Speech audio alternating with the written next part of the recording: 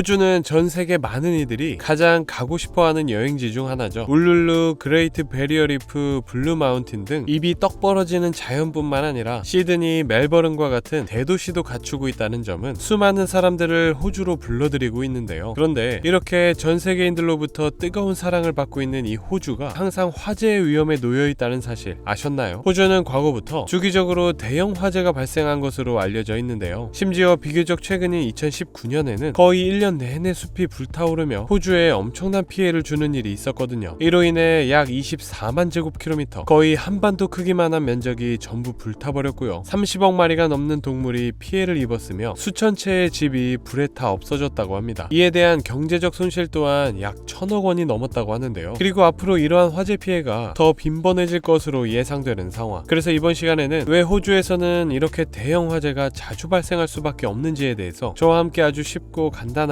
알아보겠습니다. 전문가들은 호주의 지리적 요소 그 자체만으로도 화재에 매우 취약하다고 입을 모으고 있습니다. 특히 호주는 건조하기로 유명한 나라인데요. 심지어 국토가 너무 건조하다 보니 국토 면적의 무려 70%가 비가 오지 않는 사막이나 반건조 지역으로 이루어져 있다고 해요. 그리고 이렇게 습도가 낮고 건조한 지역은 식물과 토양이 건조하기 때문에 화재가 발생하기 쉬운 환경을 조성할 수밖에 없는데요. 사실 호주가 이렇게 건조한 데는 여러 가지 원인이 있습니다. 일단 호주의 기후가 문제가 될 수 있는데요. 호주의 위치는 열대기후 바로 밑에 위치해 있거든요. 오직 국토의 최북부 극히 일부 지역만이 열대기후의 영향을 받고 있죠. 보통 열대기후는 1년 내내 온난하고 무척 습한 기후를 보이기 때문에 비가 자주 오는 것으로 알려져 있습니다. 호주 바로 위에 위치한 인도네시아와 파푸아뉴기니가 대표적인데요. 하지만 호주의 경우는 안타깝게도 대부분의 지역이 이 열대기후의 영향을 거의 받지 않고 있습니다. 그러다 보니 국토 대부분이 비가 오지 않고 극히 건조할 수밖에 없는 거죠. 그런데 이 지점에서 내가 호주 시드니랑 멜버른 갔다 왔는데 비가 엄청 자주 오던데? 라고 얘기하실 수 있어요. 이런 말이 나올 법도 한 게 실제로 시드니와 멜버른과 같은 호주 남동쪽 바닷가에 있는 도시들은 비가 자주 내리거든요. 영상의 강수량 자료만 보아도 시드니나 멜버른과 같은 도시들의 경우 다른 지역에 비해 강수량이 높은 걸 보실 수 있죠. 반면 이러한 남동쪽 해안 도시들과 달리 중부와 북서부 지역의 경우에는 강수량이 극히 적은 모습을 볼 수 있는데요. 전문가들은 이렇게 호주의 남동쪽 해안 지역에만 강수량이 높고 나머지 지역이 극히 건조한 이유로 그레이트 디바이딩 레인지를 꼽고 있습니다. 그레이트 디바이딩 레인지란 호주 대륙을 북동쪽에서 남서쪽으로 가로지르는 거대한 산맥 시스템을 말하는데요. 이 산맥은 호주에서 가장 긴 산맥으로 퀸즐랜드주의 북부에서 시작하여 뉴 사우스 웨일즈주, 빅토리아주를 지나 남부의 그램피언 산맥까지 무려 약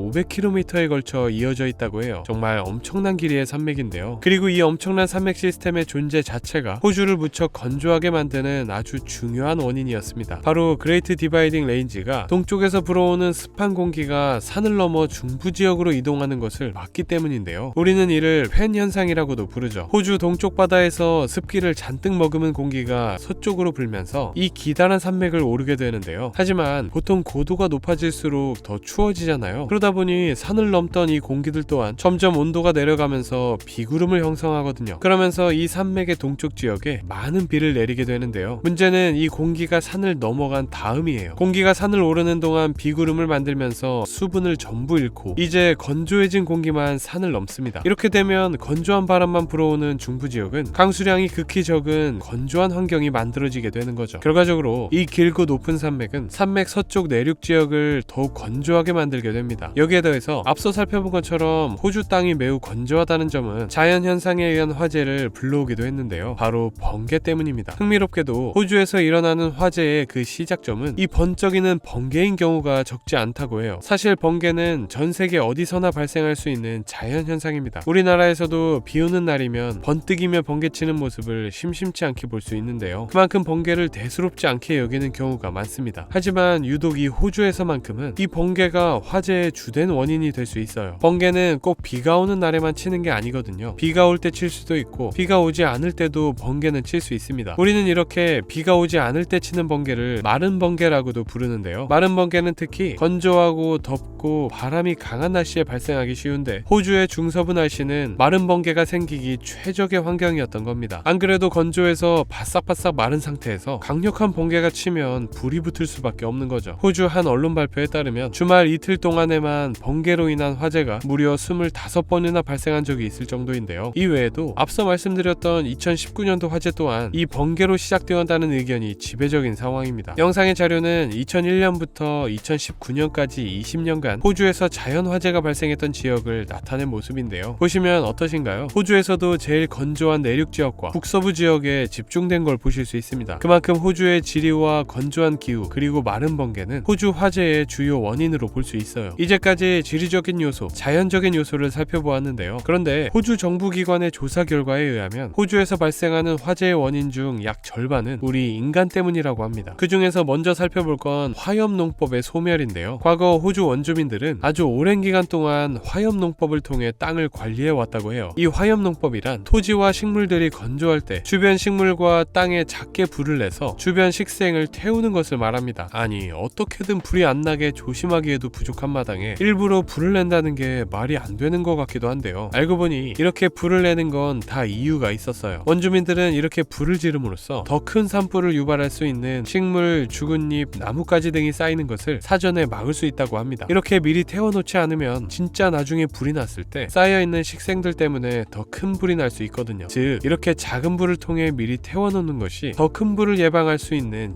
예방법이었던 겁니다. 원주민들의 지혜가 돋보이는 방법인데요. 게다가 이렇게 숲에 불을 지르게 되면 이 불을 피해 많은 동물이 가만히 있지 못하고 움직일 수밖에 없잖아요. 그러면 잘 숨어있던 동물들도 이리저리 도망다니게 되는데요. 이러한 점이 당시 사냥을 통해 생활하던 원주민들 입장에서 보면 숨어있던 동물들을 끌어낼 수 있는 아주 좋은 기회일 수 있습니다. 튀어나오는 동물들을 잡기만 하면 되니까요. 또한 이러한 작은 화재는 새로운 생명을 싹트게 하는 좋은 계기가 되기도 하는데요. 바로 코알라가 먹는 나무인 유칼립투스 나무 때문입니다. 유칼립투스 나무는 정말 특이하게도 화재로 인해 열을 받았을 때 그 씨앗을 방출한다고 합니다. 그리고 화재로 인해 씨앗이 열리면 멀리 퍼져나간다고 해요. 즉 원주민들의 이 화염농법은 새로운 생명을 키우는 일이기도 한 거죠. 그런데 이렇게 자연적으로 큰 불을 예방하고 새로운 생명을 싹트게 하던 이 화염농법이 돌연 사라지게 되었어요. 바로 영국의 식민지 통치가 시작되었기 때문인데요. 당시 호주에 정착한 영국인들은 이 화염농법에 전혀 익숙하지 않았습니다. 영국에는 이렇게 주변 식물을 태우는 방식이 존재하지 않았거든요. 그래서 당시 영국인들은 이러다 큰 불로 번지지 않을까 두려운 마음이 더 컸다고 해요. 결국 영국인들은 호주의 자리를 잡은 후 화염농법을 완전히 배제하고 영국에서 사용하던 농법을 가져와 적용하게 됩니다. 이렇게 화염농법은 점점 호주에서 잊혀져 갔는데요. 시간이 지나면서 호주는 영국으로부터 도입된 농업 기술을 바탕으로 이 넓은 대지에 농사를 짓기도 하고 가축을 기르며 목장을 운영하기 시작했고요. 이렇게 호주는 이때부터 현재 육류산업, 농업산업 강국으로서의 면모를 다질 수 있었습니다. 어떻게 보면 원주민들의 화염농법의 종말이 호주의 대표 산업을 키울 수 있는 계기가 된 셈인데요. 하지만 이렇게 호주의 다양한 산업이 발전했다는 점은 호주 화재의 또 다른 원인을 키우기도 했어요. 호주를 비롯한 전 세계가 산업화를 이루고 경제가 점점 발전하면서 국가 안에는 예전보다 더 많은 기계와 도구 그리고 제품들이 도입되기 시작했는데요. 알고 보니 그 모든 것들이 화재의 원인들이었어요. 산업화의 결실이라고 볼 수 있는 자동차의 경우 오랜 시간 운행하면 차가 뜨거워지잖아요. 만약 그렇게 뜨거운 상태에서 건조한 풀들 위에 주차한다거나 하면 화재의 원인이 될 수도 있습니다. 게다가 운전 중에 교통사고라도 나서 차가 풀숲에 전복되기라도 하면 차 안에 있던 기름이 누출될 수도 있고요. 차 안에 있던 전선들이 밖으로 드러나면서 큰 화재로 이어질 수 있습니다. 여기에 더해서 담배 또한 호주에서는 중요 화재 원인으로 지목되고 있는데요. 뉴사우스 웨일즈주 소방팀의 발표에 의하면 담배꽁초가 호주 화재의 주요 원인이라고 합니다. 흡연자는 무심코 버린 꽁초일 수 있지만 극도로 건조한 호주에서는 이 작은 꽁초 또한 큰 화재의 원인이 될 수도 있는 거죠. 이 외에도 캠프파이어, 공장에서 발생하는 스파크, 용접도구 등등 인간이 만들어낸 것들이 호주에서 화재를 만들고 있는 상황입니다. 그런데 이러한 화재는 사실 고의적이긴 하지만 악의적이진 않아요. 즉 누군가 담배를 피우고 운전하고 기계를 만지는 등의 행위를 했지만 그것이 화재를 일으키기 위한 행동은 아니라는 건데요. 하지만 고의와 악의 모두를 가진 행동이 하나 있죠. 바로 방화인데요. 호주 한 기관의 조사에 따르면 1997년부터 2009년까지 총 11만 3천 건의 화재가 있었는데 이 중 무려 40%가 방화에 의한 화재라고 합니다. 즉 인간이 의도적으로 불을 냈다는 거예요. 이들이 이렇게 방화를 한 이유는 여러 가지이지만 어떤 이들은 다른 사람에게 개인적인 불만이나 적대감을 표출하기 위한 보복 수단으로 활용하기도 하고요. 불을 지르는 행위 자체에서 정신적으로 흥분을 느끼는 사람도 있다고 합니다. 또한 호주 청소년들 사이에서는 이 방화가 사회에 대한 불만을 표출하는 하나의 방법으로 사용되기도 했는데요. 이렇듯 다양한 이유로 인해 인간들은 악의적으로 불을 지르고 있고 숲은 무참히 불타는 상황입니다. 그런데 앞서 살펴본 방화와 같이 사람이 직접적으로 불을 내는 일 말고도 아주 간접적으로 호주 땅이 불타는 일에 깊이 관여하고 있는 요소가 하나 있어요. 바로 기후변화인데요. 보통 온도가 높아질수록 화재가 발생할 가능성이 더 높아진다고 하죠. 그 이유가 온도가 높아질수록 주변 환경의 습도를 낮추기 때문에 더 건조해지기 때문이기도 하고요. 모든 물체는 발화점이라고 해서 불이 붙기 시작하는 온도가 존재하는데요. 계속 온도가 상승하게 되면 이 발화점으로 가는 속도가 점점 빨라지게 되는 거죠. 이러한 상황에서 최근 호주는 기후변화로 인해 급격한 온도 상승을 보이고 있다고 합니다. 영상의 자료는 최근 100년간 호주의 온도 변화를 보여주고 있는데요. 과거부터 현재까지 호주의 온도는 꾸준히 증가해 온 걸 확인할 수 있죠. 게다가 호주 기상청 기준으로 기온이 극단적이었던 것으로 기록된 날의 통계를 보면요. 이 또한 평균 기온의 상승과 비슷하게 최근 들어 급격하게 증가하는 모습을 볼 수 있습니다. 특히 2019년에서 그 증가세가 눈에 띄는데요. 보시면 아시겠지만 2019년은 1900년 이후 호주에서 가장 뜨거웠던 한 해로 기록되어 있을 정도죠. 이렇듯 최근 온도가 상승하면서 호주에는 크고 작은 화재 또한 더 잦아지게 되었는데요. 2000년대 들어 호주에서 발생한 가장 큰 화재라고 하면 아마도 2009년 블랙 세터데이를 뽑는 분들이 많을 겁니다. 이는 호주 역사상 가장 치명적인 산불로 기록되어 있는데요. 그도 그럴만한 게 당시 화재로 약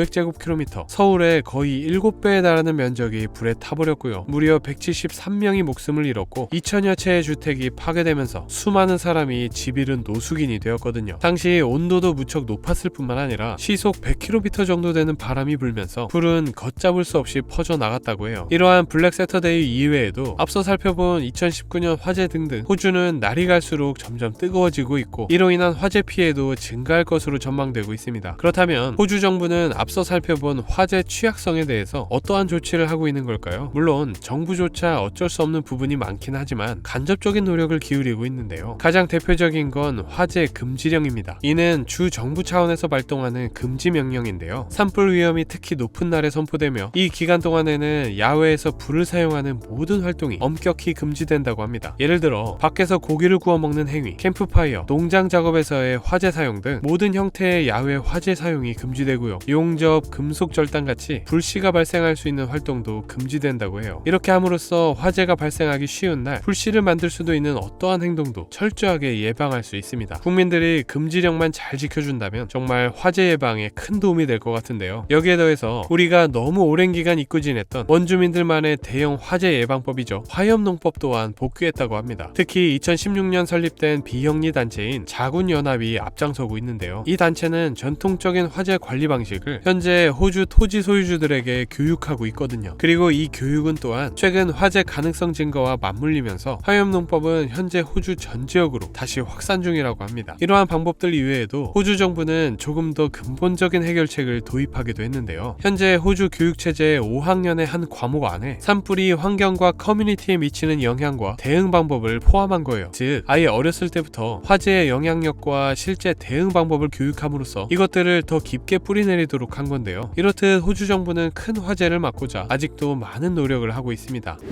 지금까지 호주는 왜 대형 화재가 더 빈번하게 발생할 수밖에 없는지에 대해서 간단하게 살펴보았습니다. 호주는 그 큰 땅덩이만큼이나 대형 화재가 발생했다 하면 다른 나라 몇 배의 면적이 타버리는 걸 볼 수 있는데요. 앞으로 호주 정부의 화재 예방을 위한 노력이 빛을 발할지는 지켜봐야겠습니다. 오늘은 여기까지고요. 지금까지 지식세포였습니다. 감사합니다.